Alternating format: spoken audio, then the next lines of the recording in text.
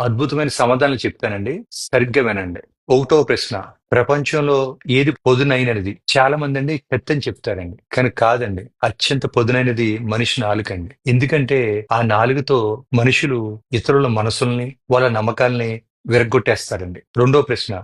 మనకు అత్యంత దూరంలో ఉన్నది ఏమిటి? చాలా మందండి చంద్రుడు, సూర్యుడు, గ్రహాలని చెప్తారండి. మనకు అత్యంత దూరంలో ఉంది గడిచిపోయిన కాలం. ఎంత ప్రయత్నించినా ఆ కాలాన్ని తీసుకురాలేం. ఆ కాలంలోకి వెళ్ళలేం. అందుకే ఉన్న ఈ సమయాన్నే మంచి పనులకి సద్వినియోగం చేసుకోవాలండి. ఎంత డబ్బున్నా కూడా మనం గడిచిన కాలంలోకి వెళ్ళలేం. మూడో ప్రశ్న. ప్రపంచంలో అత్యంత పెద్దది ఏది? చాలా మంది పర్వతం, సూర్యుడు, భూమి ఇలా ఎన్నో చెప్తారండి. ప్రపంచంలో పెద్దది మన పాపమేనండి. నాలుగో ప్రశ్న. ప్రపంచంలో కఠినంగా బరువుగా ఉండేది ఏది? చాలా మంది వజ్రము, ఇనుము, ఏనుగు అని చాలా చెప్తారండి. అత్యంత కఠినమైనది ఏంటంటేనండి మాట ఇవ్వడం. మాట ఇవ్వడం తేలికేనండి. కానీ నిలబెట్టుకోవడం చాలా కష్టం. ఐదో ప్రశ్న. ప్రపంచంలో తేలికైనది ఏది? చాలా మంది అండి దూది, గాలి, ఆకులని చెప్తారండి. ప్రపంచంలో తేలికైనది అనేది ఒకరిని చూసి వ్యంగ్యంగా మాట్లాడడం. ఆరో ప్రశ్న. మనకు దగ్గరగా ఉన్నది ఏది?